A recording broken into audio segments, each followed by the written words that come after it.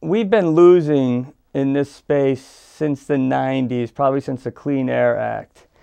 And it was around that time that the environmental movement decided the best way to affect change was to get into a room with a politician and someone from the industry and hammer out some kind of safeguards or regulations that were going to be good for both sides. And then the politician will be reelected, and everyone will love the politician.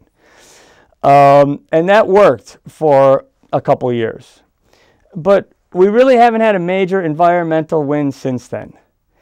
And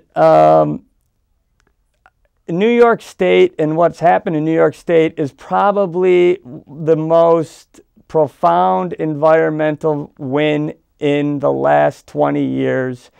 And it happened pretty much outside of the status quo of how things are done in the environmental movement, the establishment way of doing things. What had happened in New York State, and people are talking about this now. I mean, it's sort of percolating up to the surface, but New York State took everyone by surprise.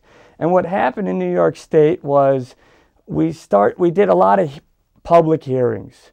We did a lot of screenings of Gasland. We did a lot of bringing professional geologists, scientists in, economists in to talk to people. And we did a lot of rallies. We did a lot of public, demonstrative public actions. And what you had happen there that's unlike anywhere else is you had a big environmental grassroots movement that spanned outside of the norm of your big greens. We had farmers, we had beer makers, winemakers, weekenders. I mean, it was a vast group of people. And little cells popped up. It wasn't one giant organization. There was Frack Action at the time. They were pushing a lot. But there was also 20 or 30, Catskill Mountain Keeper, Citizens for Safe Energy. There was groups everywhere. And they were all working to the same thing. And the big thing we were trying to do is get the truth out. And so this groundswell of grassroots power started to come up. And this is not, we're not recreating the wheel. This is the way it's done. This is the way we've historically in this nation have done these kinds of things. But what we did was we never allowed anyone to get behind closed doors and make a deal.